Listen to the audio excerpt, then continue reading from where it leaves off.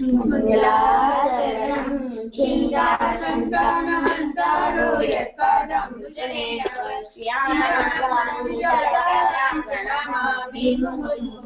यदनुगातो जन्तु सर्वदुःखातिगो भवेत् तमहं सर्वदा वन्दे श्रीमद्वल्लभनन्दनम् अज्ञानतिमिरान्धस्य ज्ञानाञ्जनशलाकया चक्षुरुन्मीलितं येन तस्मै श्रीगुरवे नमः नमामि हृदये लीलाक्षीरब्धिशायनं लक्ष्मीसहस्रलीलाभिसेव्यमानं कलानिधिं चतुर्दृष्ट्य त्रिविधतथा विराजते योऽसौ पंचतारतये मम। धन्यवाद प्रणाम जी जी।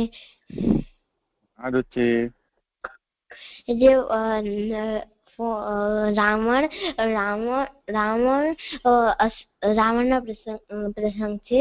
અસુરોનો રાજા રાવણ હતો. ઈ લંકામાં રાજ કરતો હતો અને એના 10 શેર હતા અને 20 હાથ હતા અને શિવજીનો મહાન ભક્ત હતો. એને શિવજીથી ઘણા વરદાન લીધા હતા મળ્યા હતા અને બ્રહ્માજી થી એક મળ્યો હતો. એ વરદાન હતો કે મને કોઈ અસુર કે દેવતા ના મારી શકે તો ઈ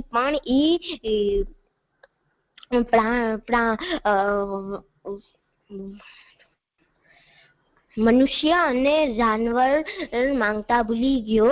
એટલે પછી અને એના પાસે કઈ વિધિઓ બી હતી, એને કઈ વિધિઓ બી શીખી હતી. એનાથી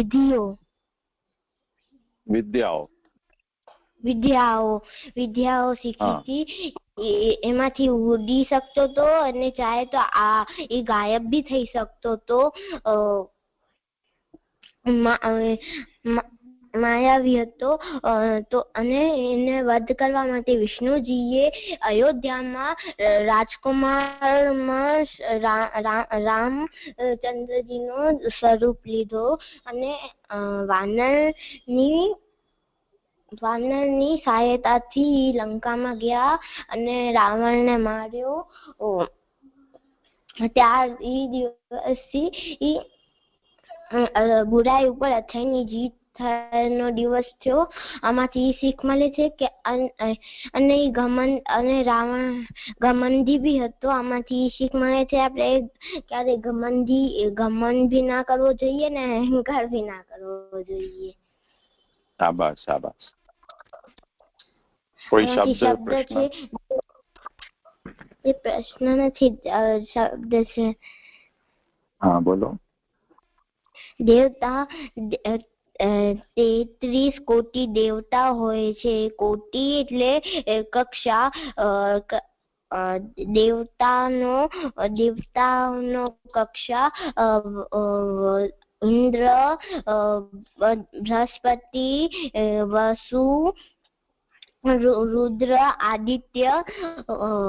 વસુના 8 મેમ્બરના એક ગ્રુપ છે. રુદ્રમાં 11 મેમ્બરનો ગ્રુપ છે. આદિત્યમાં 12 મેમ્બરનો ગ્રુપ છે. વસુ, રુદ્ર, આદિત્ય ગણ દેવતા છે. ગણ દેવતા એટલે ઘણા દેવતાઓનો ગ્રુપ. તે ગ્રુપનું નામ છે એક ગ્રુપનું નામ વસુ છે, બીજા ગ્રુપનું નામ રુદ્ર છે અને ત્રીજા ગ્રુપનું નામ આદિત્ય. ટોટલ ઘણા દેવતા 31 છે. પછી દેવરાજ ઇન્દ્ર 32 અને દેવ ગુરુ વસુ બૃહસ્પતિ 33 એટલે 33 કોટી દેવતા છે. શાબાશ. કેટલું બધું યાદ કર્યું છે કે વાંચીને બોલ્યો તું? હા, મને એવું લાગ્યું. દેખાતો ભલે નથી પણ મને ખબર તો બધી પડે છે. અચ્છા, જો હવે આ વસુ, રુદ્ર અને આદિત્ય, ભલે એના નામ યાદ રાખો એ કંઈ જરૂરી નથી, પણ ખાલી આપણને સાંભળી રાખવું જોઈએ એટલે આપણને ખ્યાલ રહે.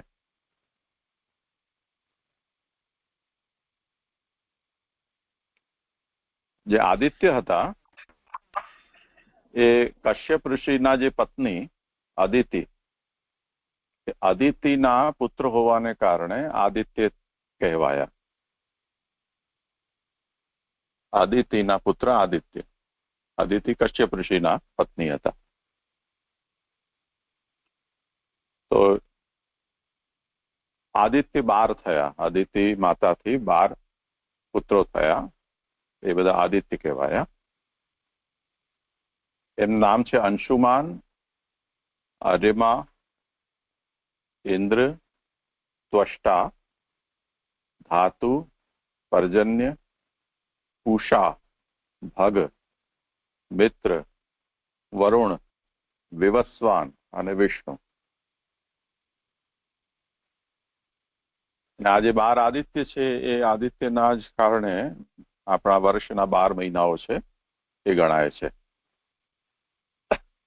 આદિત્યોના નામમાં થોડા ઘણા પરિવર્તનથી નામ પણ મળે છે.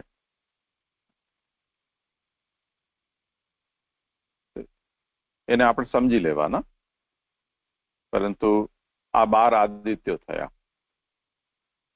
એ જ રીતે એકાદશ રુદ્ર એટલે 11 રુદ્ર કહેવાય છે.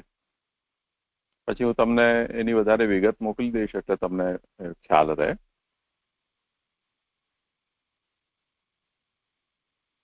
અને 8 વસુ કહેવાય છે.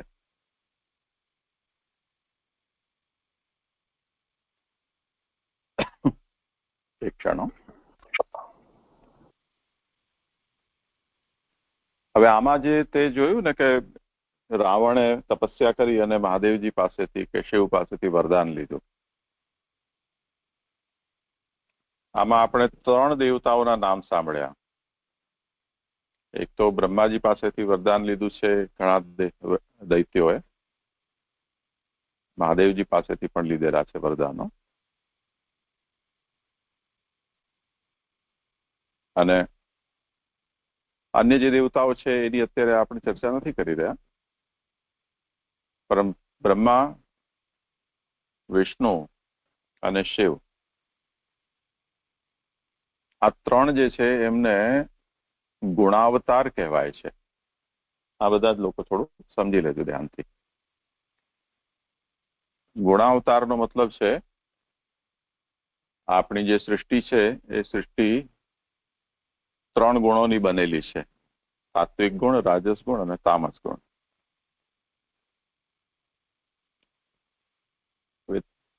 ત્રણેય ગુણો છે એનું નિયંત્રણ કરવા માટે એટલે એને રેગ્યુલેટ કરવા માટે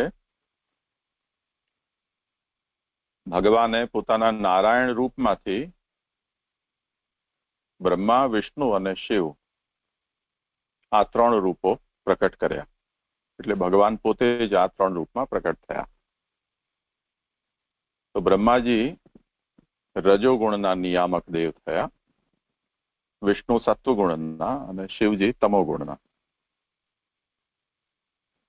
આ 3 રૂપો ભગવાને ધારણ કરેલા છે. પણ ભગવાન પોતે આ 3 રૂપે થઈ ગયા છતાં પણ આ 3 ગુણોનું નિયમન કરવાનું ભગવાને નક્કી કર્યું. એને કારણે એ ગુણોથી જાણે કે બંધાઈ ગયા હોય એવું ભગવાન દેખાડે છે. બંધાઈ જવાનો મતલબ એ છે કે બ્રહ્માજી રજોગુણથી બંધાયા તો સત્વગુણનું કે તમોગુણ એનું રેગ્યુલેશન કે એનું નિયંત્રણ બ્રહ્માજી નથી કરતા. એ જ રીતે મહાદેવજી તમોગુણથી બંધાયા અથવા તમોગુણનું પોતાનું નિયામકત્વ સ્વીકાર્યું. એને કારણે સત્વગુણ અને રજોગુણનું કાર્ય મહાદેવજી નથી કરતા. અને તે જ રીતે વિષ્ણુએ સત્વગુણનું નિયામકપણું સ્વીકાર્યું. એ કારણે વિષ્ણુ રજોગુણ અને તમોગુણનું કાર્ય નથી કરતા. એટલે એક રીતે કહીએ તો આ ડિસ્ટ્રીબ્યુશન ઓફ લેબર એટલે કામની વહેંચણી છે. આ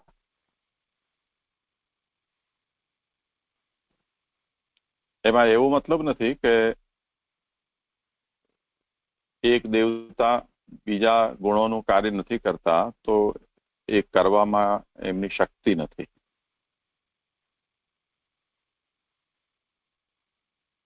પણ તમે સ્કૂલનું ઉદાહરણ લો, તમને જે ટીચર ભણાવતા હોય એ જેમ તમે જે કોર્સ ભણો છો તે જ કોર્સ એ લોકોએ પણ ભણ્યો હોય છે.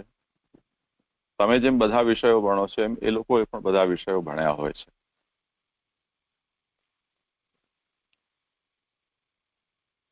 તે પછી ભણાવવા માટેનો એક સ્પેશિયલ કોર્સ પીટીસી કે બીએડ કે એવું એ લોકો અલગથી કરી લેતા હોય છે. એમાં સબ્જેક્ટથી મતલબ નથી હોતો, પણ ભણાવવું કેવી રીતે એ તમને ત્યાં શીખવવામાં આવે.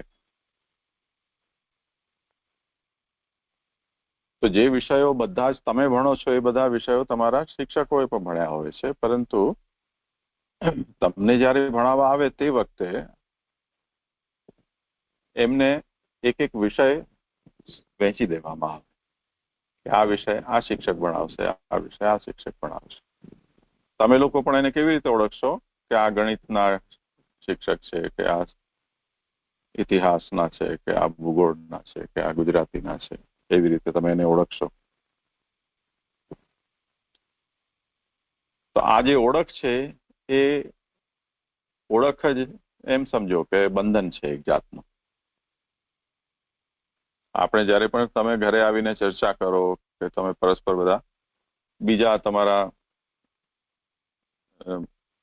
સ્ટાન્ડર્ડમાં ભણતા હોય બચ્ચાઓ એમની સાથે તમે કંઈ વાતચીત કરો તો ત્યારે તમે કેવી રીતે બોલો કે આજે તમારા ગુજરાતીના ટીચરે આમ કહ્યું, કે સાયન્સના ટીચરે આવું ભણાવ્યું, કે ભૂગોળના શિક્ષક છે એમણે આવું કર્યું. એવી રીતે તમે એને બોલાવો અને એ એમની એક જાતની આઈડેન્ટિટી બની જાય છે. પછી જ્યારે તમે કોઈ વિષય વાંચતા હો, ભણતા હો અને એમાં તમને કંઈ પ્રશ્ન થાય અને એ જે વિષય સાથે વિષય સંબંધિત પ્રશ્ન હોય તમે એને જ એ પ્રશ્ન પૂછશો જે તમને એ વિષય ભણાવતા હોય. એટલે ગણિતનો પ્રશ્ન થશે તો ગણિત સંબંધી જે તમારા ટીચર હોય એમને જ તમે પૂછશો. હવે એવું એક ટ્રેડિશન એવી બની જાય કે જે વિષયનો પ્રશ્ન હોય એ વિષયને ભણાવનારા શિક્ષકને જ જ્યારે તમે પૂછતા હો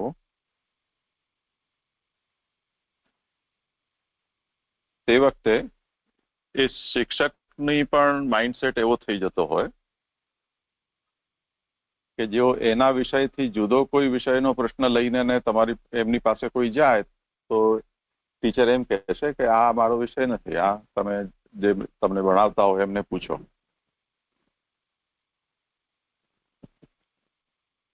આપણને એમ પ્રશ્ન થાય કે આટલા ટીચર બનીને અહીંયા આવી ગયા છે, અમને બધાને ભણાવે છે અને આ બધા વિષયો એમણે પણ પોતે ભણ્યા છે,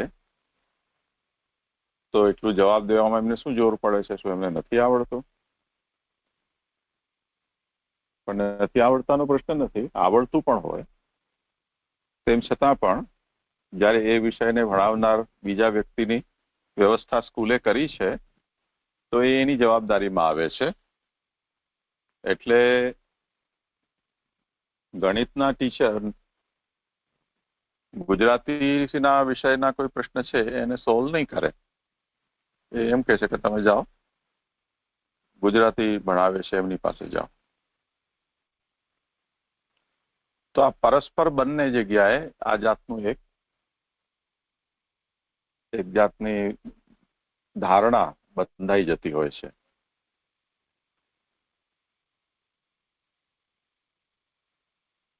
અને લાંબો સમય જ્યારે થાય ત્યારે પછી એ વિષય સાથે એટલી ઇન્ટિમસી થઈ જતી હોય કે બીજા વિષય જાણે એમના હોય જ નહીં ને ક્યારે ભણ્યા જ ન હોય એવું થઈ જતું હોય.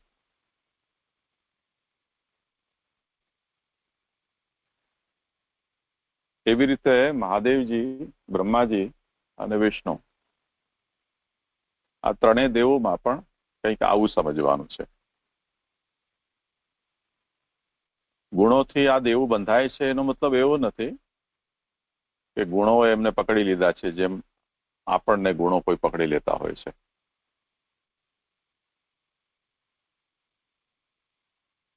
પણ એમણે એ ગુણોનું બંધન સ્વીકાર્યું છે. જેમ ટીચર સ્કૂલમાં જ્યારે પણ આવે અને સ્કૂલ મેનેજમેન્ટ એમ કે તમને કે તમે આ વિષય ભણાવશો, અને ટીચર હા પાડે કે હા હું ભણાવીશ, તો એ કંઈ એવું બંધન નથી કે જેમ ટીચર તમને વિદ્યાર્થીને આજ્ઞા આપે કે તમારે આજે આ વિષય ભણવાનો છે, આ નથી ભણવાનો, તો એ આજ્ઞાના આધીન તમે એ વિષય જ ભણો, એ જ વિષયનું હોમવર્ક કરો કે એ જ પાઠ તમે વાંચો, એવું બંધન નથી. પણ પોતાની ઈચ્છાથી એમણે આ સ્વીકાર્યું છે. એટલે જ એવું પણ બનતું હોય છે કે ઘણી વખતે કોઈ ટીચર હાજર ન હોય તો એના જગ્યાએ એના પ્રતિનિધિ તરીકે બીજા કોઈ ટીચર આવે તો બની શકે કે એ રેગ્યુલરલી એ વિષય ન ભણાવતા હોય, પણ કોઈ ટીચર ગેરહાજર છે તો એની જગ્યાએ તે દિવસે ભણાવી પણ દે. એનાથી આપણને સમજમાં આવે છે કે બીજા વિષયો નથી આવડતા એવી વાત નથી, પરંતુ એક વ્યવસ્થાના રૂપમાં એમણે એ વિષય ભણાવવાનું સ્વીકારેલું છે. એટલે એ એમનો સ્પેશિયલાઇઝ સબ્જેક્ટ છે, અથવા એના માટે કમિટેડ છે, અને બીજા માટે બીજાને કામ સોંપેલું છે, એટલે એનું કમિટમેન્ટ એના માટે નથી.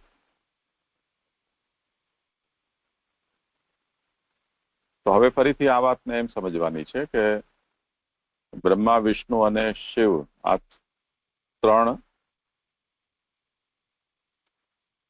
ભગવાનના નારાયણ સ્વરૂપનું પ્રાકટ્ય છે. એટલે નારાયણ બ્રહ્મા રૂપે થયા, નારાયણ વિષ્ણુ રૂપે થયા, નારાયણ શિવ રૂપે થયા. એટલે એને ગુણાવતારો કહેવાય છે. કેમ કે સૃષ્ટિના જે ત્રણ સાત્વિક, રાજસ અને તામસ ગુણો છે એના નિયમન માટે અને રેગ્યુલેશન માટે ભગવાને આ ત્રણ રૂપો ધારણ કર્યા છે. હવે આમાં પ્રશ્ન એ થાય કે ભગવાન તો બધું કરવા સમર્થ છે, તો ત્રણ રૂપોને ધારણ કરવાની જરૂર શું? એક જ રૂપથી કેમ નહીં? તો એનો આપણે ઉત્તર સ્કૂલના ટીચરનું જે ઉદાહરણ છે એનાથી આપણે સમજવું કે જેટલા વિષય એટલા એને ભણાવનારા. કેમ કે જો એકના ઉપર જ બધો ભાર આવી જાય તો અવ્યવસ્થા થાય. એટલે ભગવાને આ જગત ત્રિગુણાત્મક છે, એટલે ભગવાને એના રેગ્યુલેશન માટે ત્રણ રૂપો ધારણ કર્યા છે: બ્રહ્મા, વિષ્ણુ અને શિવ. બ્રહ્મા રજોગુણના નિયામક એટલે ઉત્પત્તિ કરતા છે, વિષ્ણુ સત્વગુણના નિયામક પાલન કરનારા છે, અને શિવ તમોગુણના નિયામક એ સૃષ્ટિનો સંહાર કરનારા છે.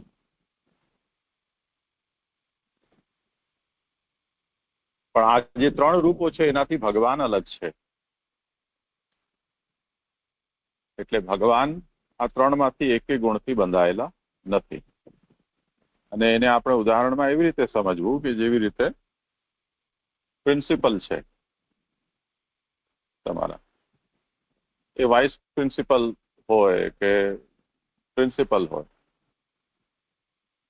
એ કોઈ વિષયથી બંધાયેલા નથી. એ ઈચ્છા કરે તો કોઈ વિષય ભણાવે પણ ખરા, ઈચ્છા ન કરે તો ન પણ ભણાવે. એવી રીતે ભગવાન શ્રી કૃષ્ણ આ બધાથી ત્રણેયથી અલગ છે. એટલે જ્યારે સૃષ્ટિ ઉત્પન્ન કરવાની જરૂરત ન હોય, ન સૃષ્ટિ ઉત્પન્ન ન થઈ હોય તો એનું પાલન કરવાની પણ જરૂર ન હોય, અને ઉત્પન્ન ન થઈ હોય તો એનો સંહાર કે લય કરવાની પણ જરૂર ન હોય. એ સ્થિતિમાં ન તો બ્રહ્મા હોય, ન વિષ્ણુ હોય કે ન મહાદેવ હોય, એકલા ભગવાન હોય.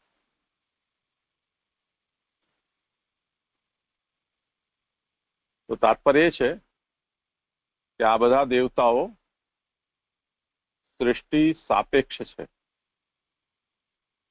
એટલે આ જગત સૃષ્ટિ છે તો બ્રહ્મા છે, જગત સૃષ્ટિ છે તો વિષ્ણુ છે, જગત સૃષ્ટિ છે તો મહાદેવ છે. જો જગત સૃષ્ટિ નથી તો આ કોઈ નથી, એકલા ભગવાન શ્રી કૃષ્ણ છે, પરબ્રહ્મ.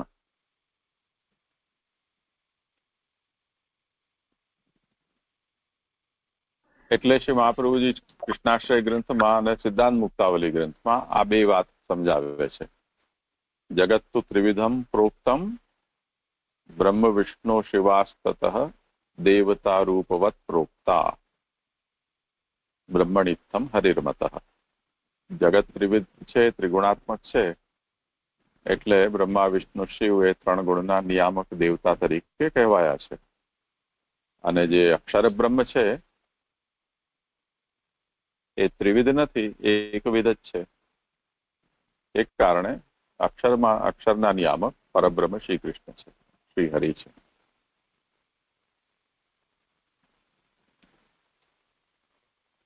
તો હવે આ વાતને ખાસ સમજવાની હતી. આ રાવણના પ્રસંગમાં રુચિરે કહ્યું ને, તો હવે જયારે તમને બ્રહ્મા કે શિવ કે વિષ્ણુ એવા કોઈ પણ શબ્દ આવે તો તે વખતે તમારે એમ કહેવાનું કે બ્રહ્મા દાખલા તરીકે શબ્દ છે તો ભગવાન શ્રી કૃષ્ણના નારાયણ રૂપમાં ભગવાન શ્રી કૃષ્ણના નારાયણ રૂપમાંથી બ્રહ્માનો અવતાર થાય છે.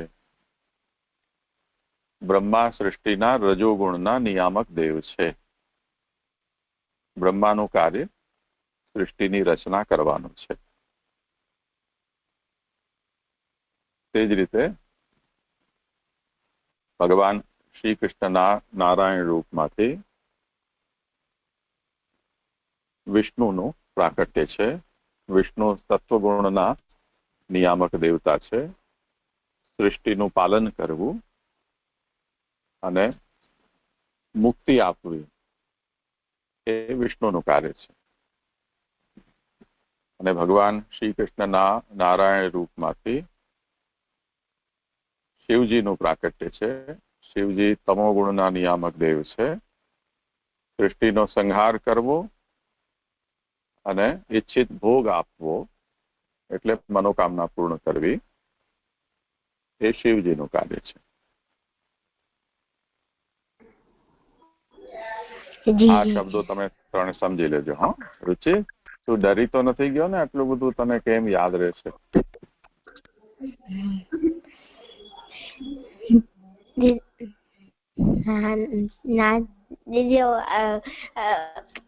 થોડો મને ના ખબર, સમજાણું નહીં એટલે શું ન સમજાયું? બોલ. કે મને એમ સમજાયું હતું કે મને ઈ ના સમજાણું કે કૃષ્ણમાંથી પરબ્રહ્મ બન્યા, પરબ્રહ્મ વિષ્ણુ કે બ્રહ્મા. તમે એમ બોલ્યા ને કૃષ્ણ પરબ્રહ્મ છે, એમાંથી વિષ્ણુના થી બ્રહ્મા, તો થવાનું શું છે? આવવાનું મને ઈ સમજ ના પડી કે ઈ છે કે બીજું વસ્તુ છે.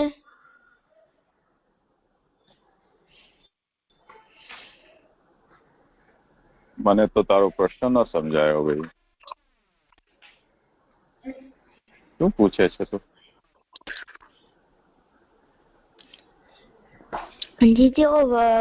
આ બોલ્યા કૃષ્ણ પરબ્રહ્મ છે. કૃષ્ણ માંથી વિષ્ણુ બન્યા છે કે વિષ્ણુ માંથી કૃષ્ણ બન્યા છે?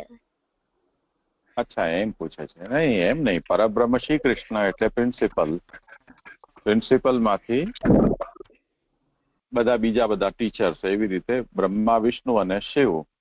કે શ્રી કૃષ્ણને એક નારાયણ રૂપ ધારણ કર્યું, નારાયણ માંથી બ્રહ્મા, વિષ્ણુ અને શિવ. એટલે હવે ઓર્ડર એમ સમજવાનો, પરબ્રહ્મ શ્રી કૃષ્ણ ફર્સ્ટ સ્ટેપ પર, સેકન્ડ સ્ટેપ પર નારાયણ, થર્ડ સ્ટેપ પર બ્રહ્મા, વિષ્ણુ અને શિવ. સમજાયું? જી જી. બોલ, શું સમજાયું? એટલે ફર્સ્ટ સ્ટેપમાં પરબ્રહ્મ શ્રી કૃષ્ણ, સેકન્ડ સ્ટેપમાં નારાયણ સ્વરૂપ કર્યું, એના ત્રીજા સ્ટેપમાં વિષ્ણુ, બ્રહ્મા અને શિવ. નારાયણના અવતાર છે. જી જી. સમજાઈ ગયું ને? હા, હવે થઈ ગયું. બહુ સારું. દંડવત પ્રણામ જીજી. હા, રાતે વાસુદેવદાસ છકડાનો છઠ્ઠો પ્રસંગ. વાસુદેવદાસ છકડા આગ્રામાં ગયા અને બધે ક્ષત્રિયોના ઘરે મહાપ્રસાદ લેવા ગયા. અને પછી બધીએ ભેટમાં તેમને ઉપરનો ધોતી અને દક્ષિણા આપી. અને પછી વાસુદેવદાસ છકડાએ દક્ષિણાથી ચોખા અને ખાંડ લઈ અને ભંડારમાં પધરાવ્યા. અને પછી તેમણે ફૂલવસ્ત્ર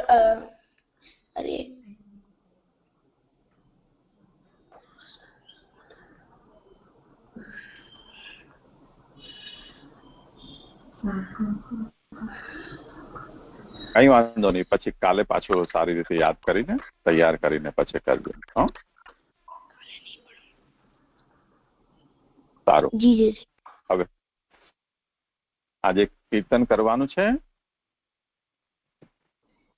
દંડવત પ્રણામ જે. કોણ બોલ્યું? અક્ષિતા. અક્ષિતા, હા બોલો. मेरी भरी रे मटुकिया ले गयो री, मेरी भरी रे मटुकिया ले गयो री, ले गयो री मेरी, ले गयो री मेरी भरी रे मटुकिया ले गयो री, ले गयो री मेरी, ले गयो री मेरी भरी रे मटुकिया ले गयो री. आपो न खात ग्वालही खवावत, रीति करी मोह दे गयो री भरी रे मटुकिया ले गयो री. आपो न खात ग्वालही खवावत, रीति करी मोह दे गयो री मेरी भरी रे मटुकिया ले गयो री. वृंदावन की सदन कुंज से ऊंची नीची मोसो कहे गयो री, वृंदावन की सदन कुंज से ऊंची नीची मोसो कहे गयो री. परमानंद व्रजवा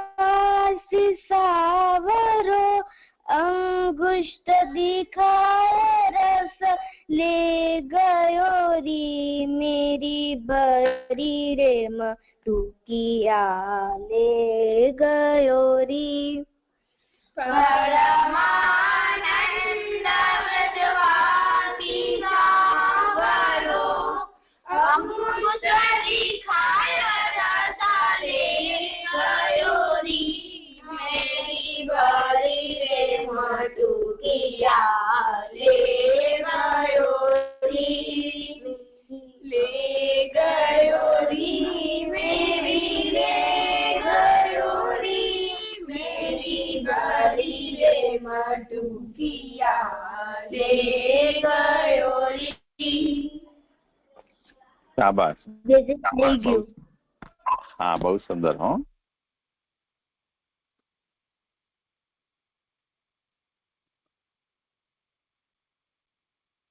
હવે શું કરશો અનંતભાઈ નામ જયજ હું હા અન્વી હા જયજ હું આવર્તન કરું ગઈકાલનું હા અધ્યાય કરો હા જયજ એટલે મને એવી સમજણ પડી હતી કે હવે આ બીજા આ શ્લોકમાં હવે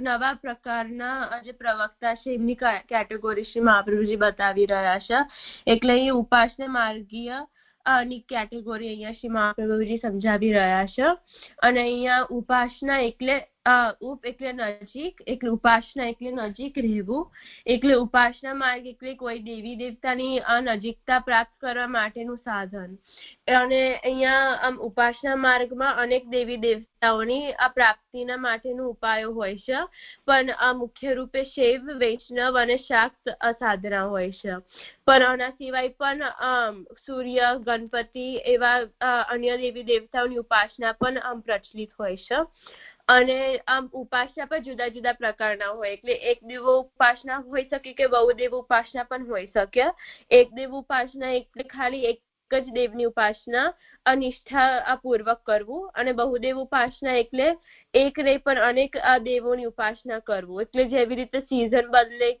કે સિઝન બદલે એના એવી જ રીતે જુદા જુદા અવસરે જુદા જુદા દેવી દેવતાઓની ઉપાસના કોઈ કરતા હોય છે અને આપણે એટલે અહીંયા આપે એવું પણ સમજાવ્યું હતું કે કર્મ માર્ગ અને ઉપાસના માર્ગ વચ્ચેનો શું ડિફરન્સ છે કારણ કે કર્મ માર્ગમાં વેદ વર્ણિત જે દેવી દેવતાઓનું સકામ અને નિષ્કામ યજન હોય છે જે અગ્નિ દ્વારા થતું હોય છે એટલે અગ્નિને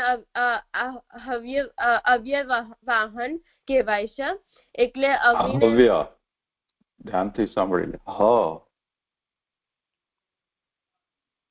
હસવું કહેવાય ને હસવું હર્ષ હોમ એમાં જે હ હોય એ હવ્ય વાહન જી જય હવ્ય વાહન એટલે અગ્નિને હવ્ય વાહન તરીકે કહેવાય છે એટલે અગ્નિમાં જે વસ્તુ અગ્નિમાં જે વસ્તુ હોય છે એ મુકાય છે ને અગ્નિ એ દેવી દેવતાને પહોંચાડે છે એટલે જે સકામ ભક્ત હોય તો એ દેવી દેવતા એમનાથી પ્રસન્ન થઈ એમને જે ઈચ્છિત જે કામ્ય ફળ હોય એ આપે અને જો નિષ્કામ ભક્ત હોય તો એ દેવી દેવતા એમના ઈચ્છાઓ અનુસાર એમને ફળ આપે એટલે પણ અહીંયા કર્મ માર્ગીનું જે માઇન્ડસેટ છે ઉપાસના માર્ગથી જુદું પડી જાય છે કારણ કે ઉપાસના માર્ગમાં અગ્નિના માધ્યમ નથી બનાવતા પણ મંત્ર દ્વારા કે મૂર્તિ સ્વરૂપ દ્વારા કે જે યંત્ર હોય એના દ્વારા ઉપાસના કરે છે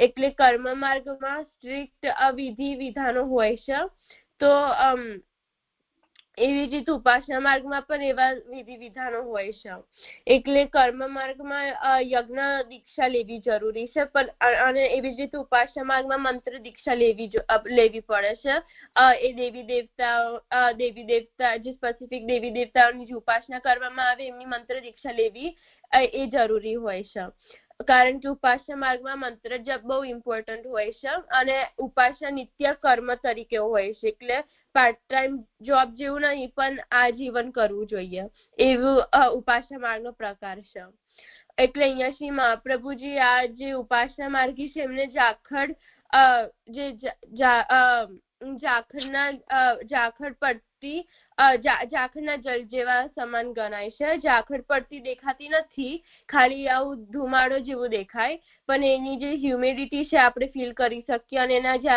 અને જ્યારે સૂર્યોદય થાય ત્યાર પછી જે પાંદડા પર કે જે જમીન ઉપર પાણીના જે બૂંદ દેખાય છે એ ઝાખળના જળ એને ઝાખળનું જળ કહેવાય છે. એટલે આવા ઝાખળના જળનું ઉપાસના માર્ગી સાથે કમ્પેર કરી રહ્યા છે શ્રી મહાપ્રભુજી. એટલે ઉપાસના માર્ગી જે કોઈ વખત ભગવત ગુણગાન કરતા હોય એ આ ઝાખળના સમાન છે. અને જે ઉપાસના જે કરે છે એમનું એવું માઇન્ડસેટ હોય છે કે જે પણ દેવી દેવતાઓ હોય બધાને નિષ્ઠાપૂર્વક નમન કરવું, પરંતુ એમનામાં દેવ પ્રતિષ્ઠા થયેલી હોય તો જ એ મૂર્તિ દેવ તરીકે માની શકાય. અને જો પ્રતિષ્ઠા ના થયેલી હોય તો એ ઉપાસના એ ખાલી પથ્થર જ ગણાય છે. પથ્થરને આપણે ઉપાસના માર્ગમાં પથ્થરને ના ભજી શકાય. એટલે પ્રતિષ્ઠા જરૂરી છે તો જ એ મૂર્તિ સ્વરૂપના દેવ કે દેવી કહેવાય છે. અને આ ઉપાસના માર્ગની એવી હેબિટ બની જતી હોય છે કે જે પણ ચિત્ર કે મૂર્તિ સ્વરૂપ દેખાય એ બધાને નમન કરવું. એટલે ઉપાસના માર્ગમાં અનન્યતા હોવી જરૂરી નથી. એટલે આવા વક્તા કશા પણ દેવી દેવતાઓના ગુણગાનમાં ઇન્વોલ્વ થઈ જાય શકે છે. એટલે ખાલી ટેમ્પરરી જ હોય છે. એટલે કોઈના વૈષ્ણવના સંગમાં આવી જાય તો એવા ભગવત ગુણગાન કરતા થઈ જાય, પણ એકચ્યુઅલમાં એ વૈષ્ણવ છે નહીં. એટલે એવો આવેશ ટેમ્પરરી આવી જાય છે.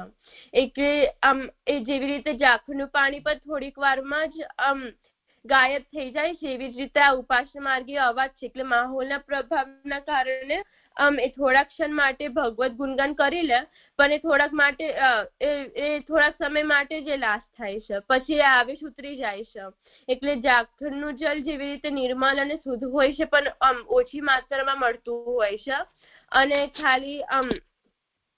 એનું કશું યુઝ નહીં હોતું. તો એવી જ રીતે ભક્તિ માર્ગે માટે ઉપાસના માર્ગીના ભાવો યુઝલેસ કે નિરુપયોગી છે. કારણ કે એવા ઉપાસના માર્ગી એકચ્યુઅલમાં વૈષ્ણવ નથી. એ તો બધા દેવી દેવતાઓના ગુણગાન ગાય છે અને ખાલી વૈષ્ણવના સંગમાં આવીને ભગવત ગુણગાન કરતા હોય છે. પણ એનો મતલબ એવો નહીં થતો કે એ વૈષ્ણવ છે. એટલે ભક્તિ માર્ગે આવા ઉપાસના માર્ગી નો સંગ લે તો એમના માટે તો એમના ભાવો નિરુપયોગી છે એવું સમજીતી જાજો. હા, શાબાશ.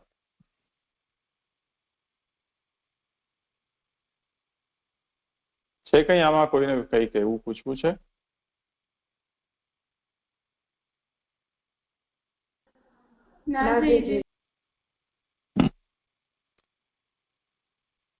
હવે કોણ કરશે આગળ? જાજે હું કરું છું.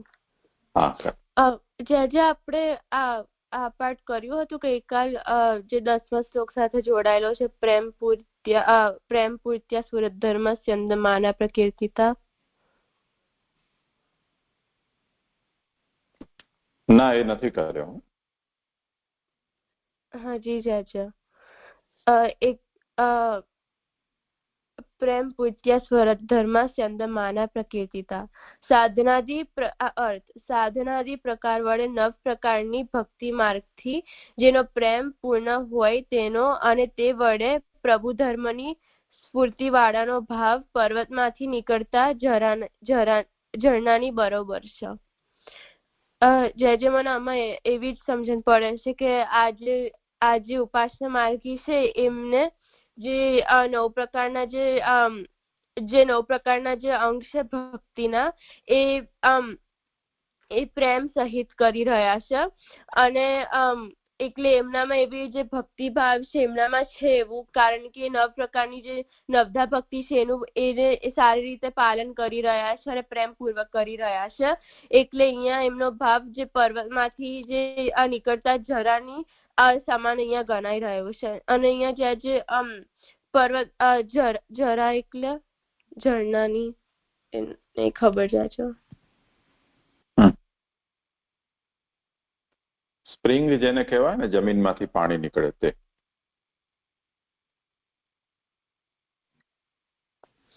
જી જાજો.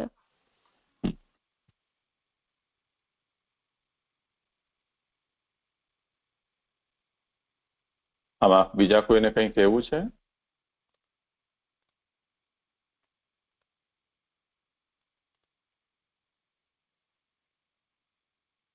ક્યાં ગયા બધા?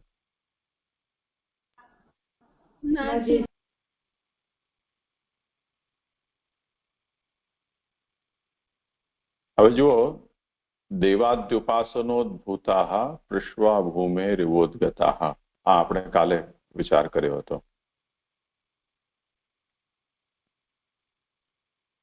કે મુખ્ય રૂપથી આ જે પ્રવક્તાઓ છે એ અન્ય દેવોના ઉપાસક છે. એને કારણે એમનું જે અંતઃકરણ કે મન કહો તે અન્ય દેવની ઉપાસના થી બનેલું છે. એટલે એમની આસક્તિ અન્ય દેવો તરફ વિશેષ છે. એટલે જેમ જમીન હોય એ ભૂમિ કોઈક એક હોય અને એની અંદર કંઈક બીજી વસ્તુ તમે મૂકો, એવી જાતની કોઈક પરિસ્થિતિ. જેમ આપણે આપણું સાધન હોય એને આપણે આપણા ઘરમાં કે આપણા આંગણામાં મૂકીએ તો એ બંને આપણું જ છે. પણ જો આપણે આપણું સાધન છે પણ કોઈ બીજી વ્યક્તિના ઘરે મૂકી રહ્યા હોઈએ અથવા બીજા કોઈને આપી રહ્યા હોઈએ તો એનો આધાર બદલાઈ ગયો. એમ જે લોકો અન્ય દેવની ઉપાસના કરી રહ્યા છે એમનું અંતઃકરણ છે એ અન્ય દેવની ઉપાસના વાળું છે. એટલે ઉપાસનાની ભાવના વાળું એ અંતઃકરણ બનેલું છે.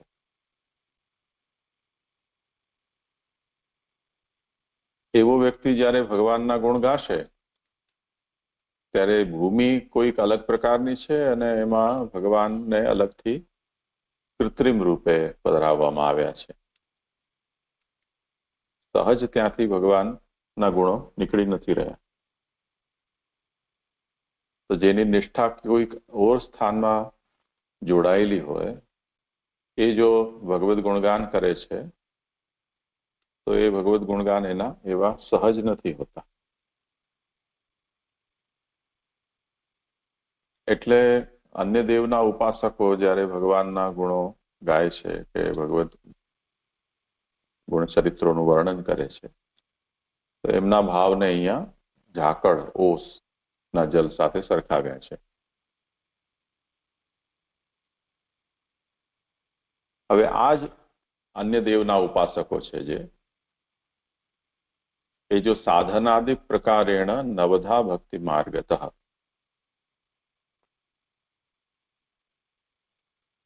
સાધનાદિ પ્રકારેણનો મતલબ શાસ્ત્રમાં એમ કહ્યું છે કે ભક્તિ છે એ આત્મધર્મ છે અને વર્ણાશ્રમ ધર્મ એ દેહ ધર્મ છે. તો ભગવત ભક્તિ કરતા કરતા પણ વર્ણાશ્રમ ધર્મને છોડવું નહીં. જે બાલબોધમાં પણ ભક્તિવર્ધિનીમાં સર્વત્ર મહાપ્રભુજી પણ આજ્ઞા કરે છે કે નહીં તો બેવડો ભાર થઈ જાય.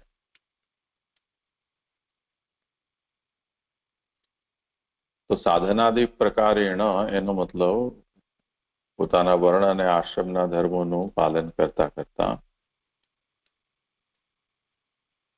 ભગવત શાસ્ત્રમાં જે કહેલા નવધા ભક્તિના પ્રકારો છે, શ્રવણ કીર્તન વગેરે, એ માર્ગથી જે ભક્તિ કરી રહ્યો છે એના ભીતર કોઈ વખતે ભગવાન પ્રત્યે પ્રેમ જાગી ઉઠે છે અને એ ભગવત પ્રેમ પ્રકટ થાય તે વખતે સ્ફુરદ ધર્મા, ભગવત ધર્મો પણ એમાં સ્ફુરિત થવા લાગે છે.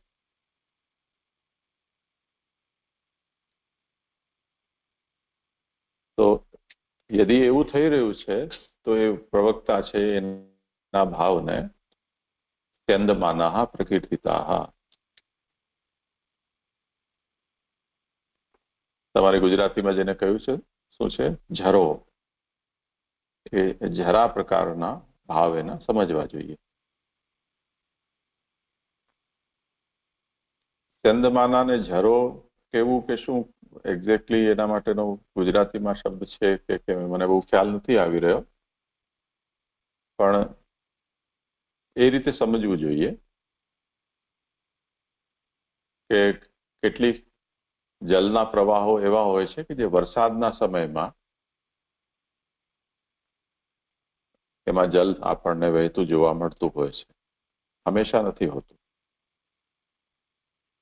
વરસાદ બંધ થઈ જાય તો એ પ્રવાહ પણ બંધ થઈ જાય. એને અહીંયા સ્યંદમાના એટલે એમ સમજો કે વરસાતી નદી.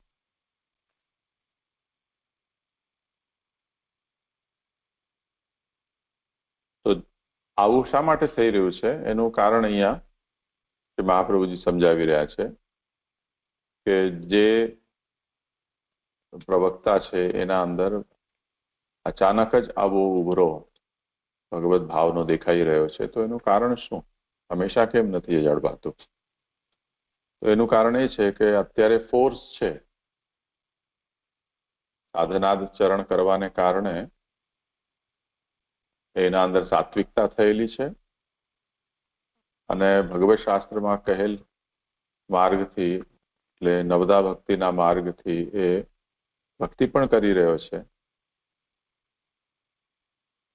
તો આ બે સાધનોને કારણે એના અંદર એવો પ્રભાવ પેદા થઈ રહ્યો છે ભગવત ભાવનો, જેને કારણે ભગવાનના યશોગાન કે ગુણગાન કરી રહ્યો છે. તો આ જે પ્રભાવ છે એ પ્રભાવ કાયમી નથી, કેમ કે કાયમી એ ભગવત ભક્તિને નભાવી શકે એવું સંભવ નથી. એની આસક્તિ અન્યત્ર બીજી કોઈ જગ્યાએ જોડાયેલી છે. તો એ કારણે શ્રી મહાપ્રભુજી કહે છે કે આને વરસાતી નદીના સમાન આના ભાવને સમજવા જોઈએ. સાધન વર્ણાશ્રમ ધર્માદિના જે કહેલા સાધનો છે તેના પ્રકારે એ ભગવાનની શ્રવણ કીર્તન સ્મરણ વગેરે 9 પ્રકારે કરી રહ્યો છે અને એને કારણે એના અંદર પ્રેમ પ્રકટ થયો છે. તેને કારણે એના અંદર ભગવત ધર્મો પણ ઝલકી રહ્યા છે. તેથી એને જરાની સમાન એટલે વરસાતી નદીની સમાન સમજવું. તો ઝરો હંમેશા નથી હોતો, એમ આના ભાવ પણ હંમેશા સ્થાયી નથી હોતા. જે સમય છે તે સમયે છે. તો આપણે એવું વ્યવહારમાં જોઈએ છીએ કે જેને નિંદાના રૂપમાં એમ કહીએ છીએ કે આ ઉભરો આવ્યો એમ. તો કોઈકના અંદર અચાનક જ આપણને કંઈ વિશેષ લાગણી જોવા મળે તો આપણે એમ કહીએ કે આવો ઉભરો કેમ આવી ગયો, કટાક્ષથી કહેતા હોઈએ છીએ. તો એ કટાક્ષ કરવા પાછળનો હેતુ શું છે કે હંમેશા અમે પણ એ જ છીએ, તમે પણ એ જ છો, તો હંમેશા એવો ભાવ રહેવો જોઈએ. આજે અચાનક ઉભરો કેમ આવી ગયો એમ. તો એનું કારણ એ છે કે એને કંઈક ધક્કો લાગેલો છે, એને કારણે આ ઉભરો છે. એ ધક્કાનો જોર ઓછું થઈ જશે તો એ ઉભરો પણ ઓછો થઈ જશે.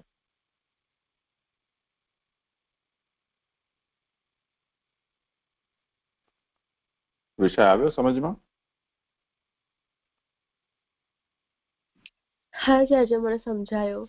એટલે અહીંયા જે ઉપાસના માર્ગી છે તો એ અન્ય દેવોની ઉપાસના માટે એ અન્ય દેવી દેવતાઓમાં વધારે આસક્તિ હોય છે અને જ્યારે ખાલી એવો ટેમ્પરરી આવેશ આવી જાય ત્યારે જ એ ભગવત ગુણગાન કરતા હોય છે. એટલે અને જ્યારે એવા જે ઉપાસના માર્ગી જે વર્ણાશ્રમ ધર્મ અને નવદા ભક્તિનું પાલન કરતા હોય તો સમટાઈમ્સ એવું પણ થઈ જાય કે એમને ત્યારે ભક્તિ ઉત્પન્ન થઈ જાય અને પ્રભુ ધર્મ સ્ફુરિત થાય. પણ આ હંમેશા આવું જળવાતું નથી, કારણ કે અહીંયાથી મહાપ્રભુજી અમને વરસાતી નદીના સમાન ગણાવે છે. એટલે જેવી રીતે આવી જે ઝરણા હોય એ હંમેશા નથી હોતી. જ્યારે એકદમ વરસાદનો જે ફોર્સ આવે ત્યારે એ ઝરણા હોય છે, પણ પછી એ ઓલ ધ ટાઈમ નથી રહેતી. તો એવી જ રીતે આમનો પણ ભાવ એકદમ સ્થાયી નથી રહેતો. કોઈક ટાઈમ એવો હોય છે એકદમ સ્ફુરિત થઈ જાય છે એકદમ ફટાક દઈને, પણ પછી એમનો એવો જે ફોર્સ છે થોડો ધીમો પણ થઈ જાય છે. એટલે એમનો આવો જે ભાવ છે, જે પ્રભુ ધર્મ અને જે ભક્તિ એ હંમેશા એવી સ્થાયી નહીં રહેતી. આમ સમટાઈમ્સ હોય અને સમટાઈમ્સ ના હોય એવી રીતે હોય છે, એવું સમજી જાય છે. તો આમાં એ સમજવાનું છે કે આ અન્ય દેવોની ઉપાસના કરનારા હોય એવું કોઈ આવશ્યક નથી. ઉપાસના માર્ગી છે અને મોક્ષકામી છે, પણ ભગવાનથી અન્ય જે દેવતાઓ છે, એટલે દુર્ગા, ગણપતિ કે ઇન્દ્ર, વરુણાદિ, એ દેવતાઓના ઉપાસક છે એવો આનો મતલબ નથી. પરંતુ ભગવાન પ્રેમથી વશ થાય છે,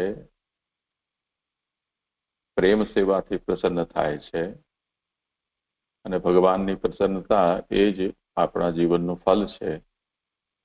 આવી સમજથી જે ભક્તિ નથી કરી રહ્યા, પરંતુ મુક્તિની પ્રાપ્તિ માટે વર્ણાશ્રમ આદિ જે ધર્મ છે એનું આચરણ કરતા કરતા શાસ્ત્રમાં કહેલી નવદા ભક્તિ છે તે કરી રહ્યા છે. એ કરતા કરતા પ્રેમ પ્રકટ થયો છે. પણ એ પ્રેમ કાયમી એટલા માટે નહીં રહે કે આ બધું કરી રહ્યા છે મુક્તિના કારણે, મુક્તિ માટે. તો એમનું મુખ્ય લક્ષ્ય મુક્તિ છે. તેને કારણે જ્યારે ફલની આકાંક્ષા કે ફલનું અનુસંધાન જ્યારે થશે તે વખતે ફરી પાછો એ પ્રેમ તે વખતે ગૌણ થઈ જશે. એટલે ભક્તિ એમના માટે સાધન છે, પણ કેમ કે ભક્તિના ઉપાયો કરવાને કારણે ઉત્તમ ભક્તોની અંદર જેવી રીતે નિરંતર ભગવત પ્રેમ જોવા મળતો હોય છે, એવો પ્રેમ તો નહીં, પરંતુ એ પ્રેમનો ક્ષણિક આવેશ છે એ એમના અંદર પણ પ્રકટ થઈ જતો હોય છે.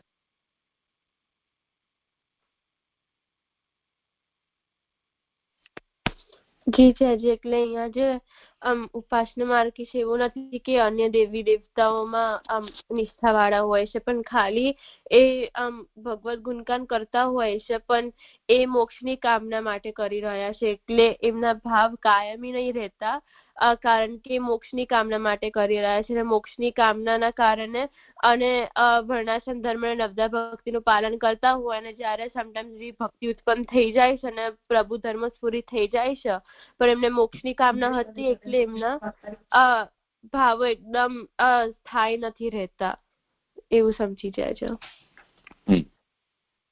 અને આ પ્રકારના ભાવો છે એ પણ એમને એકાકી જે ચિંતન કરે છે તે અવસ્થામાં પ્રકટ થતા હોય એવું ઓછું બને છે. પણ જ્યારે એ પ્રકારના ભક્તોનો સંગ થાય ત્યારે એમના અંદર આવો ભાવ પ્રકટ થતો હોય છે. પ્રેમ પૂર્ત્યાસ્પર ધર્મ, આ જે ભાવો કયા છે એ ત્યારે પ્રકટ થાય છે.